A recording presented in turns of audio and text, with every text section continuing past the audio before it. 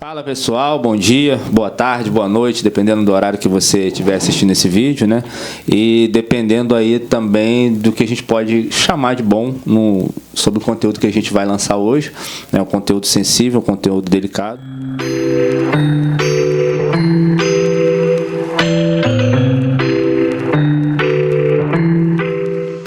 Mas a gente espera que a situação encontre um desfecho logo, né, que vidas não sejam perdidas aí. Eu sou o Leonardo Santos, anfitrião, um dos anfitriões aqui do canal Valores e Negócios. Estou aqui com o meu colega, Dr. Jonas, né? Então a gente vai falar sobre o conflito que acontece nesse momento, né, no Oriente Médio.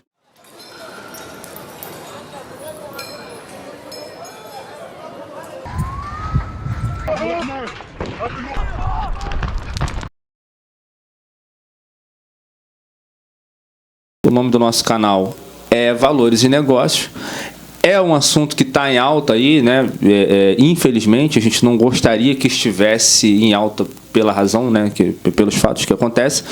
E o objetivo do vídeo, assim, não é vamos aqui surfar na onda de um assunto que está em alta, né? O canal Valores e Negócios, ele tem por objetivo justamente falar de negócios, falar de propostas de empreendimento com valores, sobretudo cristãos. E não tem como você falar de valores cristãos, né, sem citar o Estado de Israel, sem citar os assuntos que guardam relação específica com o povo de Israel. Né? Acho que ocorre muita polarização, eu acho que ocorre muita dos dois lados, muito extremismo, e a gente quer falar um pouco sobre isso, né? Na realidade, tem uma grande preocupação com relação a isso por causa das vidas, né? Uhum. A gente está falando aqui acredito que vão ser milhares de vidas aí vão ser perdidas, né, por um ato terrorista. Que na verdade é o que a gente... Cuidado com a palavra. Segundo a ONU, são grupos radicais. Grupos radicais, grupos extremistas, né? E assim, o que me salta aos olhos, né? Hoje, até acompanhando um pouco a imprensa, eu vejo a imprensa já chamando de terroristas, né? Sim. Mas no começo do conflito, logo após os ataques, eram apenas extremistas. Uhum. Né? Ou seja, aqueles que estão no extremo de uma ideologia ou de uma posição política. E aí eu me preocupo bastante quando a gente traz aqui para 8 de janeiro, né? Não é defendendo os atos, que para mim realmente foram atos que tenderam aí realmente para um golpe, né? De uma forma desorganizada, atabalhoada, de qualquer maneira, mas tendeu a isso. Mas você chamar essas pessoas aqui no Brasil de terroristas e você chamar os caras lá do... A gente pode falar do Estado Islâmico? Pode. Não pode falar. A gente não está falando mal, né? Tá narrando os fatos, eu acho, né? Pelo menos. E eu me preocupo mais com eles do que com o Alexandre de Moraes, tá? Então, Meu Deus. Então, a gente comparar, né? Chamar o povo aqui, essas pessoas que fizeram essa baderna, infelizmente, como, repito, não é defendendo, para mim houve realmente uma tentativa. Você acha que tem que ser punidas na forma da lei? Tem que ser punido na forma da lei, não no excesso que foi. A gente está fazendo apenas um parênteses aqui, apenas uma comparação do que é terrorismo e do que é vandalismo. Né? São duas coisas totalmente a questão, distintas. Só uma dúvida, é uma dúvida mesmo, né? Você utilizou a expressão vandalismo. Sim. O fato desse vandalismo, porque eu não conheço o Código Penal, não sou advogado, né? O fato desse vandalismo ser num patrimônio público, tem algum agravante, tem alguma diferença ou não? Não tem. Tem a ver com a intenção do vandalismo. Tá. Qual era, na minha visão, respeitando qualquer visão contrária, porque, como você disse que eu gosto de arrumar problema, aqui a gente vai arrumar problema com o petismo e com o bolsonarismo, né? Pelo visto. Porque na minha visão, realmente, a intenção era de um golpe de Estado. O que aquelas pessoas queriam naquele momento era um golpe de Estado. Sim. Só que de uma forma, como eu disse, totalmente desorganizada, atabalhoada e sem preparo nenhum e sem, vamos dizer assim, sem uma lógica. Porque você tentar um golpe de Estado daquela maneira, eles queriam o quê? Que eles fossem para ali, que o exército fosse para ali, tomasse o poder. E aí, por isso que eles foram condenados por tentativa, né, de golpe de Estado. Tem uma discussão jurídica, porque eles foram condenados também por tentar, né, abolir o Estado Democrático de Direito. E, na realidade, a gente entende, né, juridicamente, existe um princípio da consunção, né, ou absorção. Na verdade, o golpe de Estado ele absorve a tentativa de abolir o Estado Democrático de Direito. Né? Você não poderia ser condenado pelos dois crimes. Um exemplo aqui para você entender. Como é que repete, por favor? A tentativa do golpe de Estado. Ela absorve a tentativa de abolição do Estado Democrático de Direito. Porque qual é a intenção do golpe de Estado? É abolir o Estado Democrático de Direito. Então, automaticamente, você não pode ser condenado pelos dois crimes. Entendi. Seria uma redundância? Um absorve o outro. Isso aí, um está dentro do outro, continua o outro. Um exemplo. Entendi. A pessoa vai ser condenada por homicídio, ela é condenada pelo homicídio e não pelo homicídio e pelo porte de arma. Ela tem até uma causa de aumento de pena, que é utilização de arma de fogo e outras causas de aumento de pena, mas ela não pode ser condenada pelos dois crimes, porque o homicídio você comete com uma arma. Né? Então você não pode ser condenado pelos dois crimes. Então, para mim, houve um excesso nesse sentido, porque um absorveu o outro, mas que a intenção daquelas pessoas. Eu nunca ouvi ninguém falar sobre isso. Primeira vez. Mas na minha visão, a intenção daquelas pessoas era realmente dar um golpe de Estado. Eu acho que a pena foi excessiva e tudo mais, até por causa disso, acho que poderia ser um pouco menor. O fato de você não conseguir delimitar, individualizar as ações de cada um, ele prejudica um pouco isso e aumenta demais até assim apenas, na verdade, chamado crimes de multidão. Quando você fala em ações de cada um, é do tipo, você tem um cara, sei lá, que ele quebrou um quadro. Perfeito. E você tem um cara que só estava ali andando no meio. Perfeito, isso aí. Então, mas assim, tá todo mundo sendo julgado de uma forma conjunta. Como se todo mundo tivesse feito a mesma coisa. Como se tivesse um crime de multidão, porque você não consegue delimitar, individualizar as ações de cada um. E isso, para mim, também é um absurdo, porque no direito penal você não pode condenar as pessoas, embora exista o crime de multidão, mas não para esse caso. Essa expressão crime de multidão também eu não vejo muito na mídia, né? Relacionada a 8 de janeiro. Mas foi por isso, então, por isso que o primeiro aí pegou 17 anos, outros pegaram. Na verdade, estão sendo julgados tudo num bojo só. E aí, mas assim, voltando ao assunto de Israel, que é o assunto hoje, que infelizmente nós estamos passando, é só para diferenciar o que é um vandalismo, que realmente é um vandalismo com uma intenção antidemocrática. Foi. Mas não é terrorismo. Né? Tanto que esses caras não foram condenados por terrorismo. Não houve condenação por terrorismo aqui no Brasil. Tá? Embora eles fossem chamados de terroristas o tempo todo, pela imprensa e tudo mais, não houve condenação por terrorismo, então é bom a gente separar bem. Você acha que a imprensa acaba otimizando esse... Sim. Um discurso... É um discurso, cara. É um discurso até para causar sentimento nas pessoas. A imprensa usa, é narrativa, né? Você conhece isso muito bem. Sabe que hoje quem domina o mundo é quem domina a narrativa. Então hoje a imprensa ainda, né, está na narrativa. Hoje a gente tem a Rede Globo, que para mim foi quem derrubou, quem fez o Lula ganhar a eleição, né, foi a Rede Globo, que ainda domina a narrativa. Mas você vê a Globo hoje, porque onde está a narrativa hoje? A narrativa hoje está na rede social. Embora, sei lá, não vou te dar números aqui, depois a gente pode pesquisar isso, boa parcela da população ainda não tem acesso às redes sociais e ela... a única informação dela é a Rede Globo. Você vai em vários locais, não sei se você lembra quando a gente era criança, o único canal que pegava decente sempre foi a Globo, não é isso? Os outros canais chiava o tempo todo. Eu até comentei recentemente, eu fiz uma viagem pro interior, acho que eu até te liguei na época e eu falei, cara, você fala uma parada que é verdade, né? Eu tô no interior, a internet não funciona muito bem aqui e o único canal que funciona é a Rede Globo. Então, tipo assim, eu não tenho hábito de assistir, não tenho nada contra, mentira, tenho muita coisa contra. Eu acabei tomando conhecimento das programações que estão em andamento e eu vi assim, caramba, como tem uma realidade paralela que ainda é assistida. Você imagina lá no interior do Nordeste, né? Você imagina no Nordeste, e infelizmente essa questão tecnológica demora um pouco a chegar lá, e dominando essa narrativa que ela consegue construir o que ela consegue construir e destruir a imagem de qualquer pessoa. Então, infelizmente, a imprensa vai para esse lado, mas voltando aqui novamente na situação de Israel, é só para deixar essa diferença realmente de vandalismo e na minha opinião também, né, embora a mídia, como você falou, ela tenha inicialmente chamado de radicais, extremistas e tal. Acho que já tem uma mudança, né, de quando você pega um grupo. Acho que a primeira coisa para a gente destacar aqui, né, não é uma guerra entre dois estados soberanos. Sim, perfeito. Né? Você tem, não é uma guerra entre palestinos e judeus. E a gente não está aqui, o nome do canal é Valores e Negócios.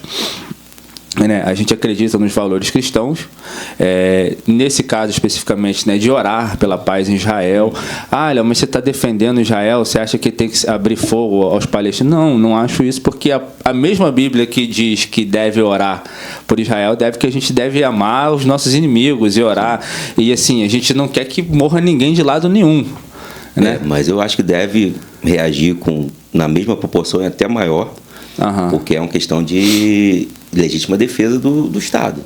Então, se Israel, nesse momento agora, ele não demonstra força, tanto para os palestinos, né, lá para a faixa de Gaza, quanto para os outros estados, países que estão ao redor, ele vai se tornar um alvo fácil e ali você sabe que todo mundo ali quer dominar aquele território israelense. Então, assim, o ruim é que a gente sabe que civis vão ser atingidos. Sim. Embora Israel tenha uma inteligência, né, tecnológica fantástica, né?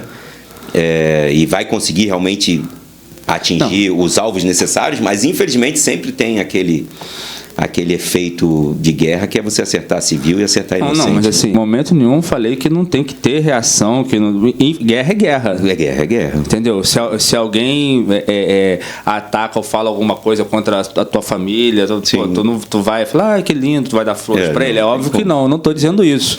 Né? A gente deve orar pela paz, deve amar os inimigos, mas se o cara tá metendo bala pra mim, eu tenho que meter bala no caso dele, né?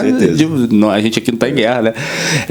Então, assim, a questão nossa aqui do canal é justamente tirar ou comentar pelo menos algumas narrativas que eu vejo, né, de que existe uma causa palestina, né, e que não é uma guerra, é uma guerra colonial, é uma guerra assim, nunca houve um Estado palestino, né, um Estado soberano.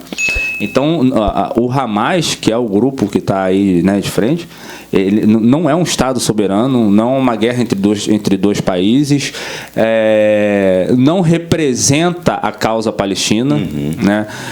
Lá nos estatutos, lá do Estatuto do Hamas, se você pegar para ver, tem disponível aí na internet, né, eles têm como objetivo acabar com o povo judeu. Isso não tem nada a ver com a criação de um Estado palestino soberano. Entendeu? Então, às vezes eu vejo muito essa narrativa de que, olha, eles são oprimidos, eles são... Mas essa questão da opressão, depois eu quero te perguntar biblicamente, você guarda isso aí, o que isso significa. Mas a questão da opressão é aquela questão que a gente falou da construção da narrativa. Por quê? Sim. O Hamas sabe que ele não tem a mínima condição de ganhar de Israel em nada. Nada. Na verdade, aqueles países ali ao redor, se eles se juntarem, eles não ganham de Israel. Aí tem uma questão bíblica, aí tem uma questão hoje de tecnologia, de poder bélico e tudo mais. Mas assim, ele sabe que ele não tem a mínima condição que Israel, a hora que quiser, ele destrói ali. Só que ele vai criar uma narrativa. Ele foi lá primeiro, atacou primeiro, bombardeou. Matou mulheres, crianças. Só que Israel é muito maior e muito mais poderoso. Aí qual é a narrativa que daqui a pouco vai ser criada? A opressão de Israel sobre o povo palestino.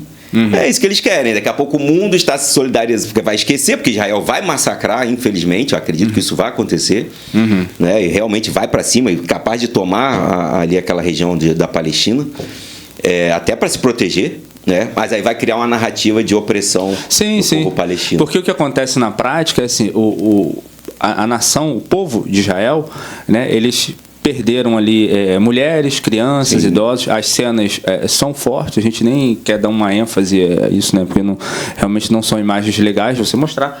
Mas quando do outro lado o que acontece é o contrário. Você não tem um povo que tá lutando, um grupo que está lutando pela causa do seu povo. Você tem um grupo que usa o seu próprio povo como escudo. O maior QG do Hamas é embaixo do hospital. Né? Porque sabe que não vai ser atingido. A tecnologia deles não é tão avançada. Aliás, não chega nem perto de Israel. Então, muitos dos projetos que eles lançam da faixa de Gaza cai.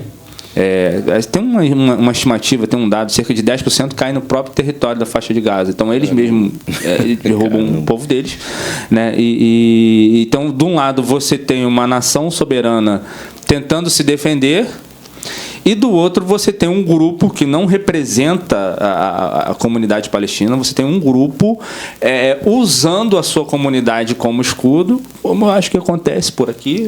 Também é o que eu ia falar. Acontece por aqui, usando como escudo para poder, olha, estão atacando a gente, estão matando o nosso povo e tal, e aí constrói as narrativas. E é engraçado que você falou essa questão interessante da tecnologia, né? E aí hoje se bate muito como que o sistema de defesa de Israel ele não detectou, né, um movimento desse tão grande. Foram mais de 5 mil foguetes, né, disparados. Sim. E invasões por terra, pelo ar. É que na verdade o Hamas ali, pessoal, eles são tão arcaicos, vamos dizer, com relação a isso, que eles agiram fora da tecnologia. E como eles agiram fora da tecnologia de uma forma mais arcaica, mais coordenada, sim, a tecnologia de Israel não conseguiu pegar, porque era algo que não envolvia nada tecnológico, era algo muito arcaico, né? Muito antigo ainda, e acabou a sua única explicação, porque ali já você até tem a tecnologia de Israel, e Israel é conhecido o país das startups, né, cara? Sim, sim. Então, a parte de tecnologia de Israel é fantástica, e ainda tem o apoio dos Estados Unidos, cara. E como é que a inteligência dos Estados Unidos também não pegou isso, entendeu? Então, a única explicação lógica é essa, porque foi algo tão arcaico que ficou pré-tecnológico. E aí a tecnologia avançada não conseguia pegar. Sim. Mas agora eu queria que você me explicasse. Qual é a explicação bíblica aí sobre isso? Assim? Existe uma explicação bíblica sobre esses ataques? Qual é a história? Existe uma história por trás?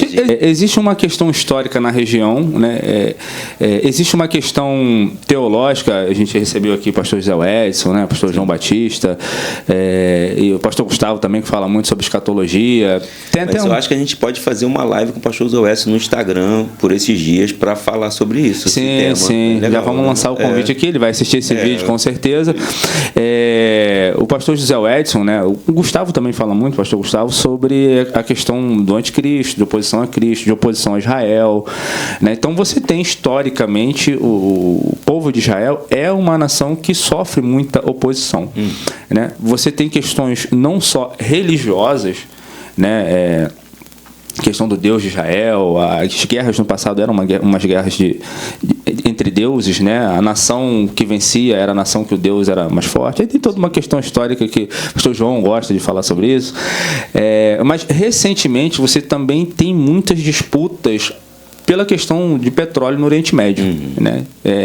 Quem tem o controle sobre isso, ali por volta de 1920, 1922, a Inglaterra, o Reino Unido, a França, são povos que conquistaram aquela área ali em busca de petróleo. Israel não tem petróleo, né? Fizeram 30 anos de escavação lá, descobriram que não tem petróleo, mas aquela região sempre foi uma região de muito interesse político, né? E Israel sofreu com isso. Só que Israel é o único país ali.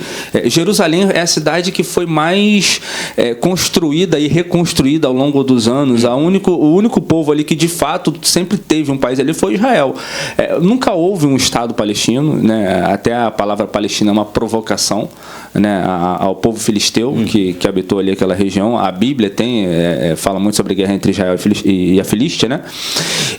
Cisjordânia não existia. Então constrói-se uma narrativa de que, olha, Israel quer conquistar todo mundo em volta. Cara, o território de Israel dos tempos bíblicos é muito maior do que é hoje, entendeu? Na verdade, é o contrário. Israel abriu mão de vários territórios em volta para... A própria questão da faixa de Gaza, você vê Israel, ele mantendo ali a diplomacia com os caras que ele sabe que estão doidos para destruir, que o objetivo dos caras é destruir Israel, mas ele mantém a diplomacia ali na faixa de Gaza. Isso quebra uma narrativa de que o Israel quer impor, quer conquistar, quer dominar todo mundo em volta. Israel foi a favor de se dividir territórios, abriu mão de territórios, até acho que foi em 1948, com o voto de um brasileiro que criou-se o Estado de Israel. E um resumo disso tudo para responder. Tem discussão sobre isso, tá? Tem uma discussão sobre isso.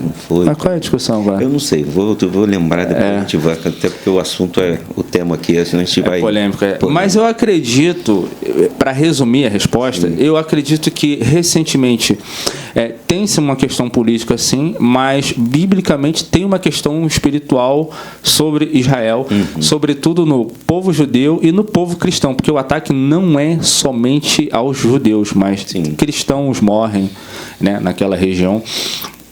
E isso não é falado. Tá? Isso não é falado. A perspectiva, na minha opinião, de algumas emissoras, sobretudo as que dominam a comunicação, as que têm maior audiência, é de que existe uma perseguição à minoria, é de que existe uma perseguição aos palestinos, ao povo árabe. Eu acho que essa é a narrativa que tenta, mas para mim o que acontece é o contrário. Eu acho que existe uma oposição que é espiritual, que também é histórica, mas é espiritual ao povo de Israel, à nação de Israel. Mas você acha que isso tem algum significado escatológico para os nossos dias? Com certeza, com certeza. Eu acredito, inclusive, que vão me bater com certeza, mas acredito que a imprensa é o falso profeta. Eita, cara. Agora pegou, hein? Pegou, hein? Eu acredito sim que tem essa aqui. Aí o pastor Zé vai falar questão da paz ali, o mundo pede, o grande moderador, a gente tem um vídeo falando sobre isso. Então tem um sentido espiritual, sim, tem uma questão escatológica, acho que sim. Então tá ótimo. Né? Então, assim, a gente fica triste em ter que falar, a gente ainda conseguiu assim, fazer algum comentário, no sentido de que a gente fica triste de ter que observar essas coisas, de saber que não vai acabar logo, né? Não é algo que vai se resolver.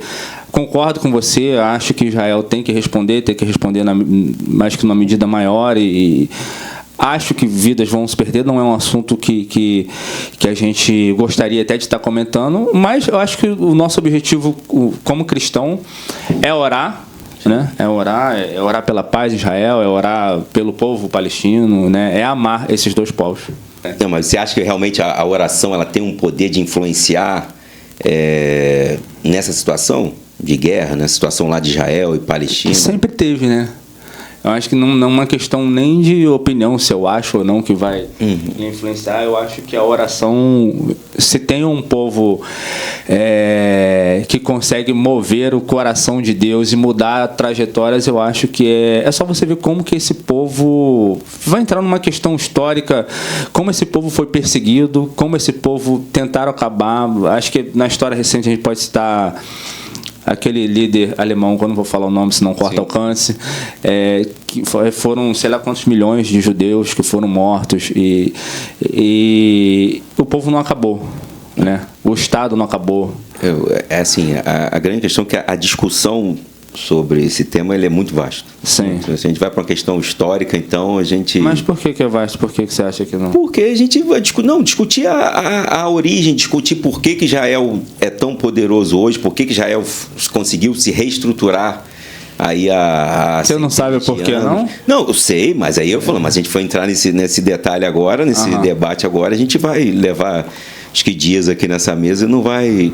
Sim. E não vai chegar não chegar a uma conclusão. A conclusão a gente não vai conseguir esgotar o assunto. Tem a própria situação da Palestina, né, que veio, segundo os historiadores, né, aquele povo ali veio de Ismael, né, que tem os árabes e judeus são irmãos, né? Isso aí. Então, Ismael com Isaac, tem uma discussão toda histórica ainda de território, quem era o território, porque Ismael foi o primogênito, mas o filho Isaac, da promessa não seria Isaac. Então, assim, o assunto, isso que eu estou dizendo que o assunto é bem biblicamente, então ele é bem vasto. Sim. Eu acho que não vai se resolver. Acho que não tem o menor sentido, né? Sei lá, o grau comparativo, você comparar esses termos, né, terroristas e tal, com o que aconteceu aqui no Brasil. Essa é a demonstração do que é terrorismo, né? Essa é a demonstração. Acho que veio de uma forma para demonstrar isso. E a gente torce, né, para que dentro de um horizonte curto isso se resolva, né? Acho que essa é a mensagem que fica.